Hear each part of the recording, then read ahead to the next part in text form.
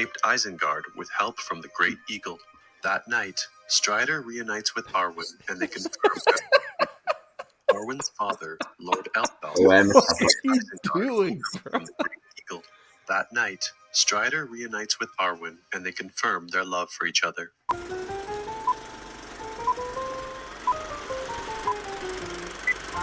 Ladies and gentlemen, prepare for a cinematic odyssey through the 100 greatest films spanning from the roaring 1920s to the cutting-edge masterpieces of 2024. Carefully curated from the lovely people on Letterboxd. Two intrepid souls embark on a journey through a treasure trove of timeless classics and groundbreaking contemporary works, where each frame embodies the enduring magic of the silver screen. Grab your popcorn and join us on this epic expedition through a century of cinematic excellence, where every film promises to enchant, inspire, and leave an indelible mark on the soul. And now, for your listening pleasure, here are the LetterBros. Welcome, everybody, to the newest episode of LetterBros, where we let a wheel decide our fate and what movie we will watch next, based off the top 100 movies on Letterboxd. As always, I'm Felix, and I'm joined by Parker. How we doing today, buddy? I'm feeling good, Felix. I was trying to come up with a Lord of the Rings pun there, but last minute and nothing was coming to mind. So I'm doing good. It's okay. It's quite a little early right now. So yes, 8 a.m. on the West Coast. Definitely just woke up, but that's all right because I got to I watched most of the movie last night, so I got to sleep to really make sure that my thoughts were organized before talking about it this morning with you. So yeah, doing absolutely. Good. And what a movie to talk about, because as you saw in the last episode, we pulled one of my personal favorites, The Lord of the Rings, The Fellowship of the Ring. So part one in Peter Jackson's epic trilogy. And I mean, I hope that you can agree with me on this, that this is joining the ranks of Lawrence of Arabia and Princess Mononoke, and that I would believe that this is an epic. Oh, definitely. I think it fits that. You have your protagonist going on the start of a massive journey. We should clarify before I even dive into the summary here. I did watch the theatrical cut. Felix did watch the extended version. I have never seen The Lord of the Rings before. Felix has seen it and is a fan of it. So I think we'll have a very interesting conversation today, given that we have very different perspectives. This is certainly one of the films I was most excited for us to eventually watch on this list when we first had the idea. And we did pull Return of the King, but regardless, I'm glad that we're able to start this trilogy now. All right, The Lord of the Rings, The Fellowship of the Ring from 2001 is directed by Peter Jackson. It's the first film in the trilogy that's based on J.R.R. Tolkien's epic fantasy novels. There's that word, epic, for you. The story begins in Middle-earth, where Frodo Baggins, a hobbit from the Shire, inherits a powerful ring that must be destroyed to prevent the rise of the Dark Lord Sauron. Frodo is joined by a diverse group of allies, forming the Fellowship, as they embark on a perilous journey to Mount Doom, where the ring can be destroyed. The film explores themes of friendship, courage, the corrupting influence of power, all while introducing audiences to a richly detailed fantasy world and a cast of characters that will be explored for films to come. So certainly an iconic start to a great franchise. I just got to ask, because in my mind, Lord of the Rings for you is very close to where Star Wars is in your mind, where you're a very big fan. So as someone who has immersed themselves in Lord of the Rings extensively in the past, in a couple of words, what is it that you love so much about this franchise? And is Lord of the Rings really a film that delivers that for you? Or is it more the start to something that you really love? So I would say that, with Star Wars, as we've spoken about in Empire, it's that it's everywhere. Disney has saturated the market for Star Wars, in which it's great because you're consistently engulfed in this universe. But I would say because of that saturation, it kind of takes away from the magic of watching that trilogy for the first, watching that trilogy. It's like what I mentioned, as opposed to Lord of the Rings, where I feel like it's Lord of the Rings will always be in this little time capsule, as it hasn't been completely blown up as Star Wars has been. Yes, you have the Rings of Power, on Amazon. Yes, you just had The War of Rohirrim come out last year. So like there's little bits and pieces, like Lord of the Rings will come back every so often, but it's enough of a break to like let me sit back, and then when I get moments like this, it brings me back immediately to the early 2000s when I watched this with my whole family. I feel like that's the bigger part of the connection, is that Star Wars was very much like my thing and like my dad's thing. It's like something that we kind of like got together with. Lord of the Rings was something enjoyed by my entire family. So it has a much more like sentimental connection, I would say. Like Nostalgic almost. it's very nostalgic. Like we would all get together and watch the trilogy, and we would literally like break it down by like all the meals that the hobbits have, like second breakfast, 11sies. Like we would have a schedule of That's crazy. eating throughout the entire day to watch these movies, and it brings back a lot of good memories. And much like what we talked about in Empire, where some of the effects like now look a little campy or just a little outdated, Lord of the Rings consistently, no matter when you watch it, looks like it could be made today.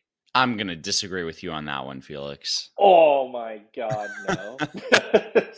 Still looks great. There's some CGI, yes, that specifically in the mines, I would say that the CGI was probably at its worst.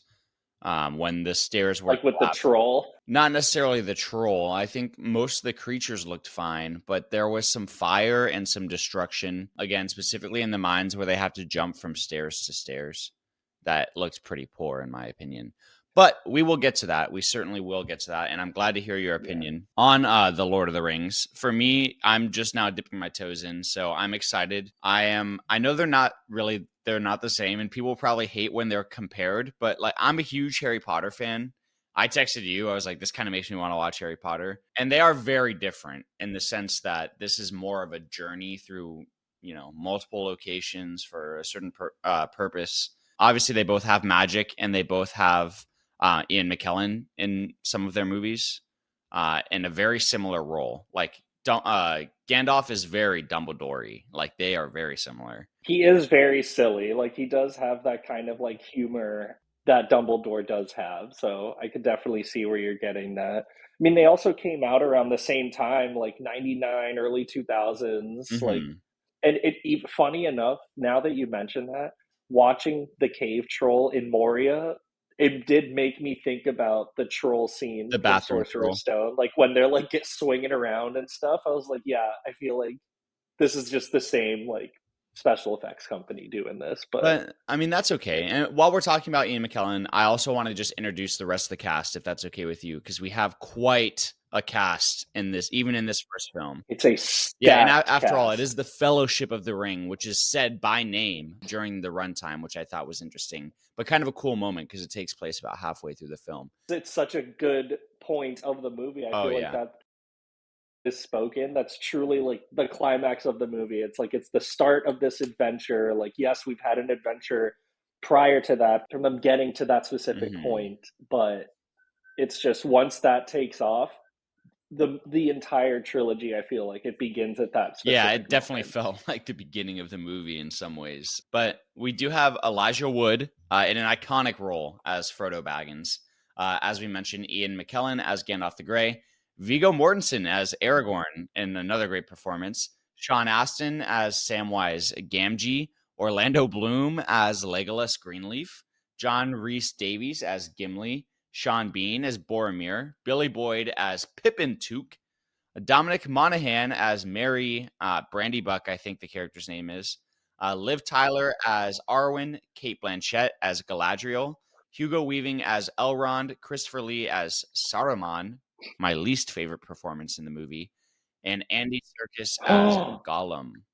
So yeah, why don't we talk about that? Blasphemy, I wasn't crazy about Saruman's character at all. I thought it was kind of hokey, really hokey, to be honest with you. What do you mean hokey? It just didn't feel like threatening to me. It felt weird. And like the first time that we're introduced to this character, he immediately has turned on Gandalf. So I feel as though I didn't have like a whole lot of time to really even get to know who he was as a person, what he stood for before that turn. So it didn't have like a massive impact on me. Does that make sense? Like we just I mean, it we just does. met him, and then all of a sudden, okay, now he's our basically the liaison to our main antagonist. So he's the first boss, so to speak, before you get to Sauron, right? That might just be me loving Christopher Lee, but Yeah. I mean, this performance also, like, this was also my first introduction to Christopher Lee was through Saruman. So it's kind of like every time I see it, even in Star Wars, I'm like, oh yeah, that's Saruman. But I think just like his character is slightly tragic, not in like the ways of like Vader, obviously, but like he was the leader of the Wizard Order. Like this is somebody that Gandalf reported to Right. at some point in time, even though Gandalf shows a lot more power and is, I believe, a lot stronger than Saruman, and we'll see that throughout the trilogy. But this is a man that was the leader of this order, but now that this ancient evil has come back, he sees no choice in himself but to succumb to it because he believes that there's truly no way of defeating Sauron. Yeah. So That he worked. has to join him, and he's coming to Gandalf as a mentor and a friend to be like, this is not something that we can beat. We need to join Sauron. And when Gandalf doesn't want to join him, obviously Saruman is succumbing to that and says, well, then I have no choice. Like, I need to, be loyal to my new master, and I need to try and kill you. So it's quite sad in some aspects. And I mean, I'll preface it with this, like how we spoke earlier. It's been a very, very long time since I've seen the theatrical cut Mhm. because, again, I love this movie and I've just recently read the books now. So that's what I'll say. Like, the biggest difference is that the extended version takes a lot more time to include stuff from not only The Hobbit to like make you more engrossed in this story, but also just more character development I think I needed for that. the rest of. I kind of wish I watched the extended cut because I really do feel like we were lacking in a little bit of character development, especially like characters like Legolas. I think could have used a little bit more screen time, as well as But even I our think that's iconic. just like what happens with like Peter Jackson obviously loved these Right. books. You could see that even through the theatrical cut that he wants to take what Tolkien wrote on the page, and because Tolkien is very descriptive, like he takes a describe a babbling brook. Like he will take so much time to just paint a clear picture and even draw out maps of Middle Earth for you. And Jackson took all of that and tried as much as he could to put it onto the screen. And Yeah, the locations are a highlight of this movie. The what they're able to do with a lot of the visual effects to create these different locales is awesome. shout out New Zealand. Yeah, definitely. But I mean, New Zealand doesn't have these cities just built in the middle of No, the forest or whatnot. I thought it was a really good job of showing us different locations. What's the one place they went in the trees? Lothlorien. Lothlorien. Okay, that place was very Yeah, cool. And there's so many different locations that we get to see. Rivendell, of course, is iconic. We start in the Shire, the mines that we had just mentioned in Moria. Mordor looks freaking You get the awesome. iconic Gandalf, "You shall not pass." So that was cool. Tears up every moment, dude. That scene is so good. I mean, Dude, the only personal attachment I have to this film is when my girlfriend was a child. This movie was on in the background, and she split her head open and had to go to the hospital. So now she refuses to watch it. So I've never been able to. I do remember you talking about that. Wow. That's what my wedding ring is modeled after also. Is the One Oh, Ring. really? Yeah, it just doesn't have like the inscriptions, but I just told my uncle who also loves this movie, I was like, I just want the One Ring. And she was like, all right, just a gold ring. That's fine. So That's awesome. there we go. I think I'm going to disappoint you with what I have to say now. Go for it. And don't get me wrong, I really enjoyed the movie, but I do want to talk a little bit about any issues that we would have with the movie. And I feel like this may be harder for you because I've seen your Letterboxd review, and I know that we all have those films that we think are amazing, perfect, right? For me, I felt that the plot here was very cookie cutter in a sense. And what I mean by that is that the story moved very, very precisely between locations that had different miniature arcs that felt like they carried over very little into the next arc until the very end, where we learn that Frodo needs to go to Mordor or alone. So that is one issue that I think I did have, at least with the first movie. It just felt very plotting in some aspects, where we have just, oh, here's one antagonist from this location. And it felt like we were just kind of being given excuses in a way to get from one place to another. And I'm sure that that's helped with the extended cut. I'm sure that it is, because you probably get to spend more time everywhere and you probably get to have a little bit more glue holding it all together. But it really felt like I was getting a best of a longer movie. It really did feel that way, even for a 2 hour and 58-minute theatrical release. Is that alleviated by the theatrical cut? Would you say? So that's why I told Parker to watch the theatrical cut only because it was his first time watching it.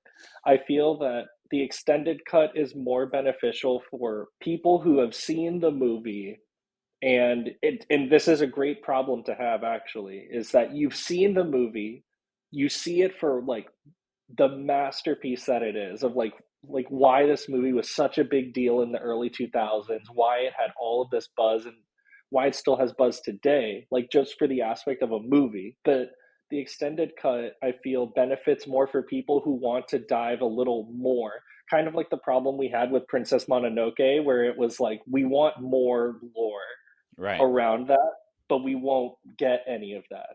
The extended cut, I feel, alleviates that itch of like, okay, you like the movie, but you want more. Here's the extended cut.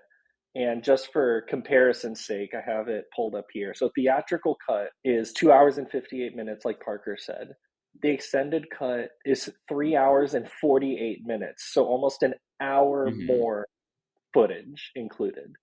But again, that's for people that want a little bit more of it. So I feel like this is a great problem for Parker to have, that he wants to have an itch and wants to have that alleviated with more of Tolkien's story. I would also say, just to interject kind of on the same topic, some of the characters I felt were introduced like that, like out of the blue, and then now they're just part of the story, which is okay. I get that that's what happens sometimes, but when we get to Rivendell, who do you have as an example? So whenever we get to Rivendell, we have a slew of characters that become important that are then introduced. Boromir is introduced in Rivendell, and then we also have the elf, not Leopold. God dang it, why is his name Leopold? You know who I'm talking about, Legolas. Yes, I know who you're talking. Yes, and also Leopold. and also the was he a dwarf? The red-haired man, Gimli, yes. They're all kind of just introduced, and it is, you get one of those iconic scenes where Frodo's like, I'll carry the ring, like I'll do it, like I know I'm the ring bearer, and everyone else just realizes like they're gonna be behind him.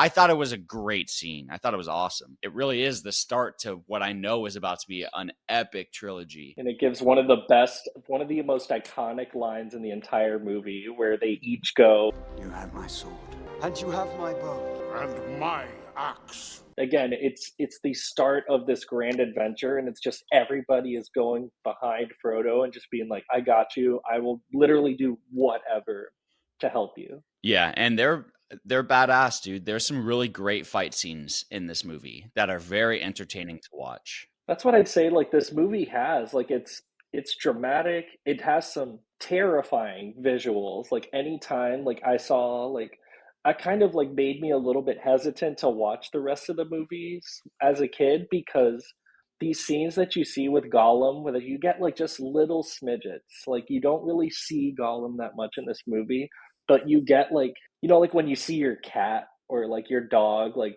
in the dark, and there's just a tiny beam of light that hits the eyes, so you just see, like, the backs of their eyes. Yeah. That's all you really get of Gollum, and it's terrifying.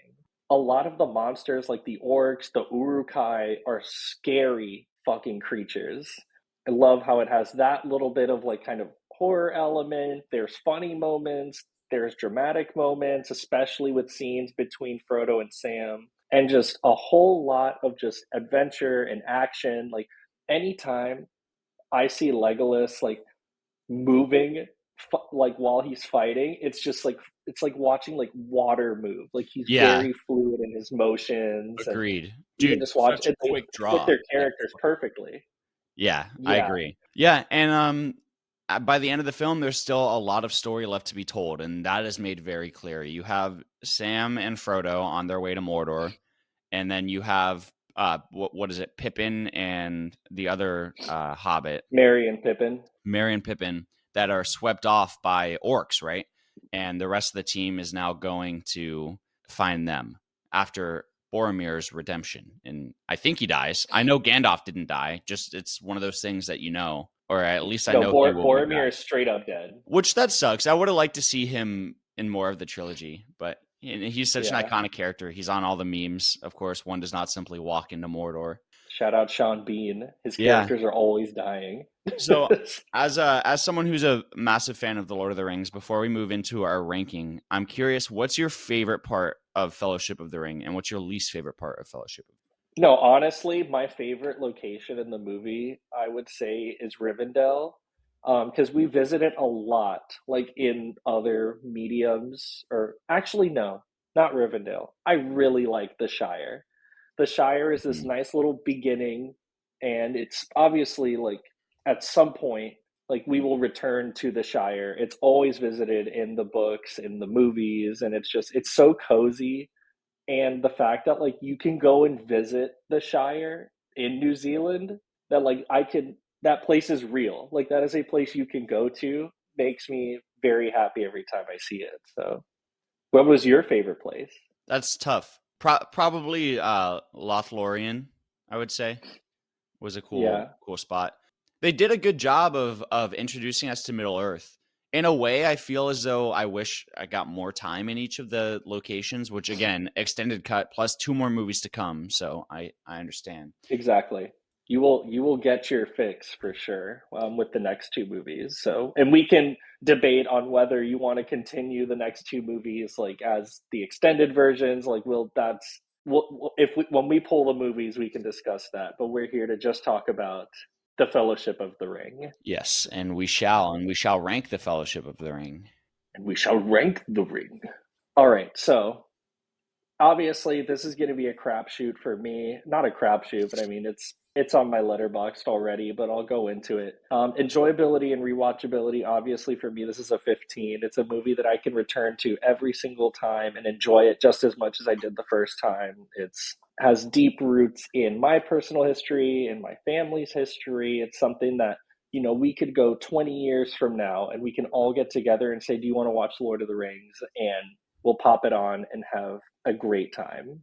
But yes, it's something I can consistently go back to and have a great time watching. For me, I say this at risk of pissing you off, but still not a bad score at all. I gave it an 11 out of 15 because I think Okay. I did enjoy watching the movie a lot. The beginning, I mean, the first hour and a half are really a lot of exposition and setup, which is needed, but not necessarily my favorite thing in the world. But it does a good job of still visual storytelling and immersing you in the world. So for that reason, I think there would be a rewatchability factor, as well as the fact that there is an extended version to kind of dive into. So that's where I'm sitting with it now. For story, I had this also at an 11, but I'm going to give it the benefit of the fact that it's probably setting a lot of things up, right, for story beats to come. In a way, I don't really love movies that do this, right? And I understand it's necessary in some aspects, but for example, Across the Spider-Verse, I really felt like I was getting half a story.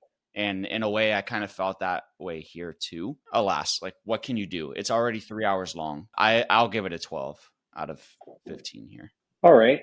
So for story for me, I mean, it's a story that I can consistently go back to and still have a really good time with it. Obviously, there's two more movies to be had. So with that in mind, and now have to think about, is this my favorite story in Lord of the Rings? And while yes, it's amazing, there's one movie that has a much grandiose story that we'll get to. So not a 24. 24. I gave it a 14.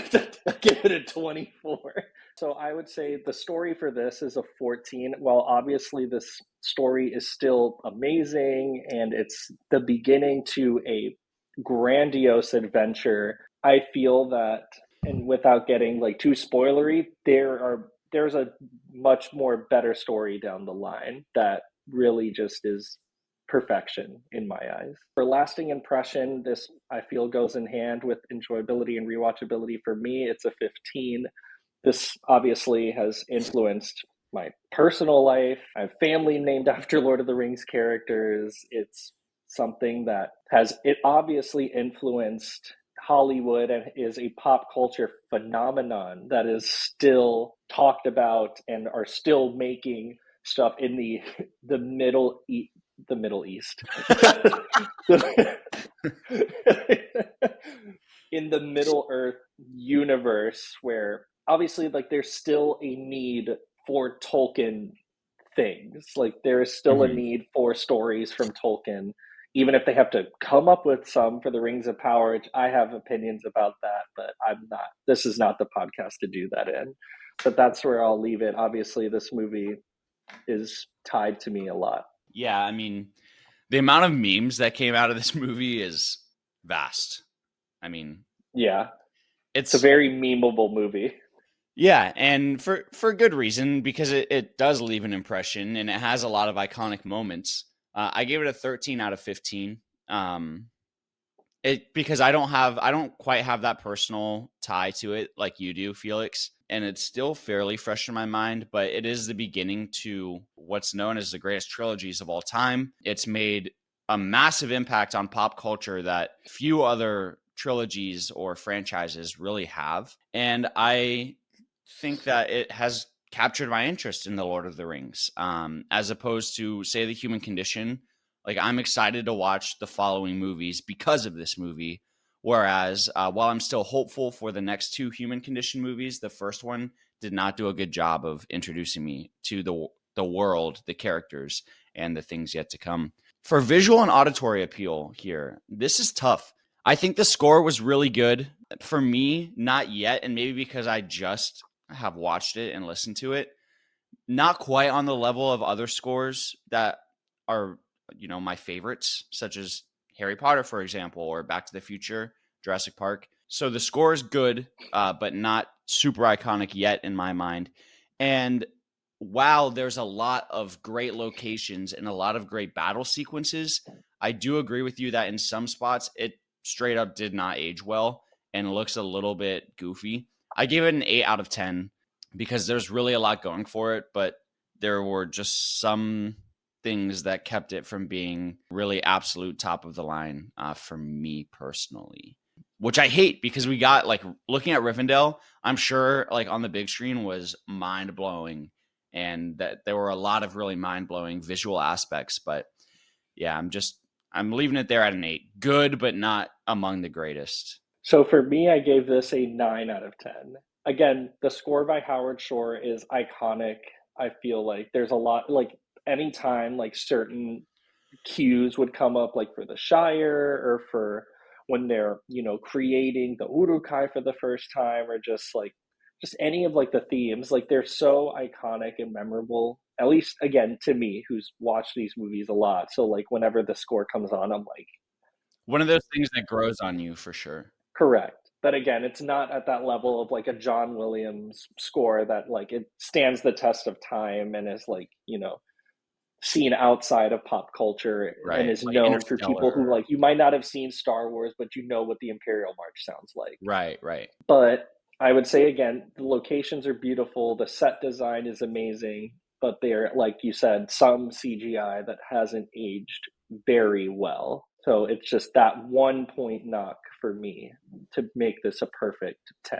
For pacing is also a little tricky. I gave this a 9. While again, I watched a much longer version of the movie, I feel like because I benefit from knowing when the story beats are coming, that it does pace for me very well. But there are points that it does drag. Like I feel that we spend a little too much time in the Shire at the beginning, which I know you're supposed to feel cozy and all of that, but it's like we know what we're here for. let's start the adventure already, because I feel like once we leave the Shire, the movie kicks off and you just want more of it. This is a tough one. I think I'm going to give it a 7 out of 10 here. Yeah, The Shire, like you said, a little bit too much time. While I enjoyed it, I was ready to get going for sure. The Shire was almost half the movie, at least The Shire, and then followed by The Prancing Pony or The Pretty Pony or whatever it's called. And then also, there were some instances in which the plot would set up what is about to happen in literally 1 or 2 scenes, which I found odd. So we find out from magical Kate Blanchett that someone is going to turn on Frodo, and you instantly think Boromir, and then, oh, okay, that's happening. Or one thing that really kind of, I think, hurt the pacing was right before they enter the mines below the mountain, they try to go over the mountain, but meanwhile, they're just talking about going through the mines the whole time, and then Saruman is the other wizard's name, right? Saruman? Yes, Saruman. And then he conjures up like a big storm. And I think that's a cool sequence, but it really just felt like it was a little chunk of here, let's get this other location in before we ultimately go to the mines, which you could tell is where the plot was heading. They wanted to show you the mines. They were talking about it so much. So I think that it kind of just faltered in some aspects there. And then also that we didn't get enough time in places that I would have liked to get more time, if that makes sense. So I just feel like for something that was boiled down to almost an hour less than obviously the Peter Jackson's vision, I feel as though they could have cut some things and kept other things. And upon watching the extended version, I'm sure I'll have a better idea as to what I would have preferred to see in the theatrical version. But until then, I'm going to give it a 7 and feel a little uneasy about it, but know that that's probably my true ranking. Do you have anything to say about that? You are entitled to your opinion. Okay. The acting, though. But I will say that, like, in the extended version, they talk about it at the same length pretty much. So it's like, we should just cut through Moria. No, Moria's dangerous. Let's go around the mountain. That shit happens. And they're like, let's let Frodo decide. It's the same thing in the extended cut. I'm sure it would be the same thing, but who knows? It just felt like we didn't even need to go on the mountain in the first place, you know? Like, Saruman could have just conjured a storm. That fight from a distance between Gandalf and Saruman could have taken place like before they even trek on the mountain. Because we spend like almost 10 minutes with them trekking through snow it's a pretty no long reason. time. For no reason. The acting, though, I thought was amazing. So many iconic performances. Give it a 9 out of 10 here. Fair 10 out of 10 for you? Anyone in particular that stands out to you? Yeah. So I think Elijah Wood does a good job of playing Frodo, but I would hesitate to say that he turns in an absolutely iconic performance, at least in this movie. He wasn't really forced to show a shit ton of range. And I thought that some of the tears were maybe CGI in this film, and his emotional scenes, which no knock on him. Like, if you have to add stuff, like, I don't think that's a knock on him as an actor, but Ian McKellen gives a great, obviously iconic performance as Gandalf. And I think Viggo Mortensen and Sean Bean do a great job kind of playing off of each other. I would have liked to see more between them because I think that they have a very interesting character dynamic. But I would say that a lot of the roles and a lot of the acting was just really good, but not quite 10 worthy. Again, I thought the whole character of Saruman was played a little bit cheesily, so maybe that's what's knocking it down. I just feel like we didn't have crazy great in-depth performances by almost everyone in the cast because they weren't really afforded that opportunity. So I just feel best putting it at a 9 because it was all very good, just not right there at a 10. So I had mentioned it before. I'm going to give this a 10. I feel that there's not a weak performance in this movie. Again, when I see Elijah Wood in this movie, I don't see him as Elijah. I see him as Frodo. And I feel that while, yes, Ian McKellen gives a standout performance, he definitely is like the best performance in this movie. I feel like my favorite is Sean Astin as Samwise Gamgee. Like, he plays this character who's like this kind of bubbling fool. He doesn't want to talk to girls, like whatever. Like, he's kind of like an everyman, but this man as you get through the story, is going to be the glue that holds almost the entire story together. Like he's kind of like a Neville Longbottom of this movie. That like Okay, yeah. you see him as this like comedic relief, but he is going to be the person that ultimately like pushes the story to the positive end that it requires. And he's just the performance he gives, it's just always so emotional. Like when he is running into the water, and obviously he can't swim, but he's doing everything in his power because he promised Gandalf, who we just saw die, that he is going to protect Frodo no matter what. And just every time he runs into the water, he gets pulled into the boat. And I'm just a fucking baby every time that happens, because it just shows like how much he truly loves his friend and wants to do everything to protect him. And he's just so good. I love Sean Astin, so shout out to him. Yeah, he gave a great performance for sure. The best of his career. Suspension of disbelief to me is also a 10. Every time I watch this movie, I'm instantly transported to Middle Earth, and there's not really, I'd say maybe the CGI in the beginning, but I could even like just kind of throw that away, because I'm like, this is the battle in Middle Earth. Like this is where we see Sauron in battle for the first time, and where we see him get his hand cut off. Like there's not a moment that takes me out of it and makes me think, oh, I'm just watching a movie. Like, no, I'm in here and I am in Middle Earth. Okay, suspension of disbelief. This is also tough. So I originally put it down at an 8, but you're right. Like you really are definitely transported into Middle Earth, and they do such a good job with locations, and there's a lot of good practical effects. Okay, so let me give you the things that knock it down for me. Are again a couple of the plot setups and foreshadowing I think are done in a way that is kind of blatant. I don't know. That's definitely a nitpick. Some of the CGI, not great, but already knocked it for that in visual and auditory appeal. And then also there are some scenes in which the hobbits are fighting what are they called? The 9 men Which that one? are the 9 men that are Oh, living. yeah, the Nazgul. The Nazgul. So there's some scenes in which the hobbits, such as Sam, Frodo, Merry, and Poppy, right? Or what? Pippin. Pippin. Thank you. Poppy. Oh my god, it's early. But they're fighting the Sorry, I just Nazgul, and think they're of that as like Frodo, Sam, Merry, and Poppy. but they're fighting these orcs and Nazgul like they're trained warriors at certain aspects. And I was just surprised that no one really got maimed or seriously injured. Not that big a deal. I'll give it a 9 because I've already knocked it for some of the other stuff. And you're right. It does a great job of transporting you. I'm going to say just sidebar of like the Nazgul. So when me and my brother were younger, and we were picking out Halloween costumes, he was much also on your side where he really loves Harry Potter, but I really liked Lord of the Rings. So there was one year where he dressed up as a Dementor and I dressed up as the Nazgul. So Cool. literally for one year at Halloween, we were just black blobs. It looked literally like the same costume, except my brother had the Dementor mask, so he had like a little puckery anus looking mask, and mine was just a black face. There Like, really it are. was Oh, nice, Felix. no, not black face. There were No. some visual similarities. Not to get too off topic here between this and Harry Potter, though. I also noted a pensive looking item in which Frodo looks into water and sees the future or sees the past and everything, and that's That also Galadriel, Kate Blanchett's character, pours the water in. right. Yeah. So that's also seen very similar in Harry Potter. Not saying that the two are ripping each other, because I don't think that's the case, but. For not because originality, Tolkien was like in the 1900s.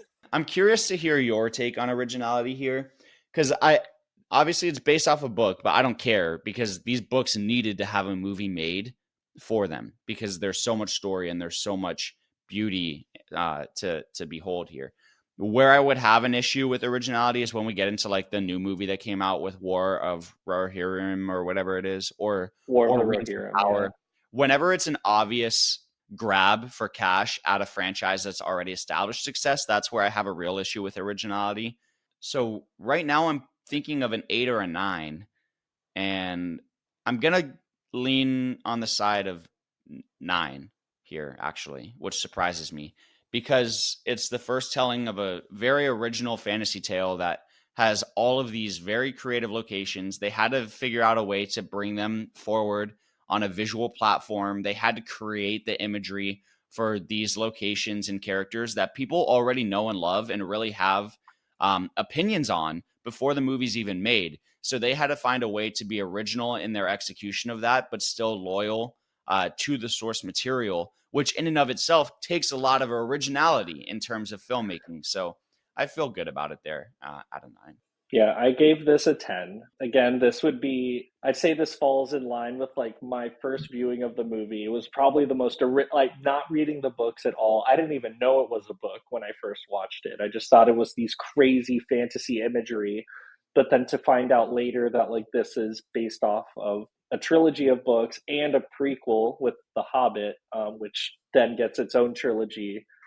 I'd say maybe about 10 years after these movies had come out. It was like 2013 or so. But I'd say like the grand scope, I thought I would probably like file this under like Lawrence of Arabia or like Dune Part 2, where it's these movies of a grand scale that uses a very good mixture of CGI and practical that blend, I feel, very well together, while some effects may not look so great now.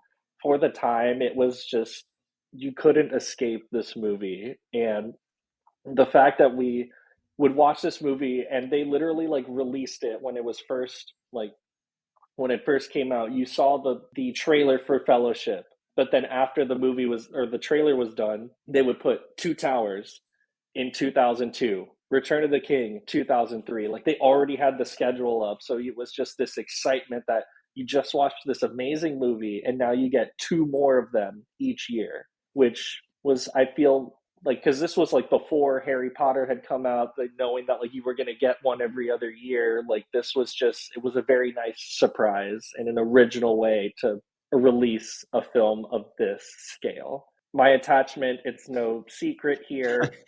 It's, yeah, it's a 5, which is crazy because I feel that I probably just did the math wrong, but there we go. This movie is near and dear to my heart. I love it. All 3 of these movies are going to have a 5, so spoiler alert, but I just want to hear what your attachment is. Yeah, right now it's at a 3. I feel a 3 out of 5. It didn't quite push me over to the 4 yet. Like I said, I'm excited for the films to come, but ultimately I would say that I didn't like the movie as much as I thought I would. I still really liked it, but it didn't quite. I had very high expectations. I'll just put it that way. Still a 4-star movie for me upon my first watch of the theatrical cut, and a 97 for you, 5-star movie, which puts it at an average score of 89. It's going to be up there. It's going to be our second. number 2. All right. Wow, this is a good top 5 for you so far. I'm sorry. No, that's good. That's good. I When think did this one- my it's personal 2000. favorite, I think the more that I'm sitting on it, Witness for the Prosecution was one of my favorite films that we've watched, if not my favorite. Honestly, same. Like in terms of just new movies that I have watched doing this podcast, that one was my favorite. But these movies that hold a special place in my heart are very, they're getting there. So we got that with an 89. So it is the second on our list. There we go. So that's So our yeah, so 21st now we have movie, our right? top 5. Sorry, what? What was that? Let's just spin the fucking wheel, bro. All right. Let's do it. All right. It's the best time. Ooh, I see. We're leaving Goodfellas Lord of the on there. Rings in the back for now until we return to the other 2, but who knows? What are we going to get on this spin of the wheel? Are you ready, buddy? We could take a big deep dive back into obscurity here at any given point. Another Japanese or Bergman film. It's going to be great. We haven't had Bergman in a while, so who knows? Stop. You know what? I'll put it out there. I'm hoping for The Seventh Seal. I've heard really good things about it, so I'm let's see hoping what for happens. Goodfellas. I don't know why. I just saw it on there, and that would be fun. All right, let's do it. Oh my god. Okay. Oh. Mel Gibson. Oh, I thought I was going to say The Passion of Christ. All right. I thought so too when I saw the wheel the other day, and I was like, that's not on there. We've got The Passion of Joan of Arc from 1928. At the time of us creating the wheel, this was number 39 on the Letterboxd Top 100. It's got to be the second oldest film on this list at 1928, right? Yeah, because the oldest one was Sherlock Jr. So. Yeah. So we are hopping in our time machine here. This is obscure for sure. You called it. All right. So we have 1928's The Passion of Joan of Arc, directed by Carl Theodor Dreyer. Currently sitting at a 4.4 average rating on Letterboxd with 2.8 thousand fans. And it's currently sitting at number 37 on the top 100 list, which it's moved up 2 spots since we've created the wheel. Do you want to give us a synopsis on Letterboxd, Felix? I sure can. The Passion of Joan of Arc from 1928, originally titled La Passion de Jeanne d'Arc, directed by Carl Theodor Dreyer, an immortal screen classic that will live forever. A classic of the silent age. Oh, another silent film. That's great. This film tells the story of the doomed but ultimately canonized 15th century teenage warrior. On trial for claiming she'd spoken to God, Jeanne d'Arc is subjected to inhumane treatment and scare tactics at the hands of church court officials. Initially bullied into changing her story, Jeanne eventually opts for what she sees as the truth. Her punishment, a famously brutal execution, earns her perpetual martyrdom. All right, I will say I'm excited that it's a silent film that's going to be a serious silent film, because our last 2 silent films, City Lights and Sherlock Jr., were very comedic. So I at least appreciate the fact that we're getting a different approach to silent filmmaking here. So yeah, it's only 82 minutes. It should be a fairly quick watch, and I'm interested to see what we think of it. Exactly. So, as always, I'm glad we got to talk about Lord of the Rings today. I was very excited to hear what you thought about it, and I can't wait for the other ones, but I'm excited to watch The Passion of Joan of Arc. But as always, where can people find you? You can find me on Letterboxd at Parker_Paget if you so choose. Exactly. You can also find me on Letterboxd at ETZIO911. You can see what movies I've been on a David Lynch bender for a little bit. RIP to David Lynch. So that's been fun. I am never watching Eraserhead ever again. It's a little cuckoo. It's too much for me, but I can respect it. There is a 24-hour AMC event for all the best movies. All the best picture movies. Go do it. Go do it if you want to, but I will sit here and say, like... Is that free if you have A-list? No. You have to pay for it. But I'm hoping to get out to the movies and see Presents. Dune Part 2 is back in theaters, so I want to go watch it again. Can you go see certain movies during that event, or do you have to purchase the whole thing? So all of them are out. Like, they're all out in theaters individually that you can go and see A-list. So, like, if you wanted to go see Nickel Boys or Sing Sing or Wicked, like, you could still go and watch it. Well, yeah, Nickel Boys and Sing Sing, they just came out. So in LA, like, they'll be in theaters for a while.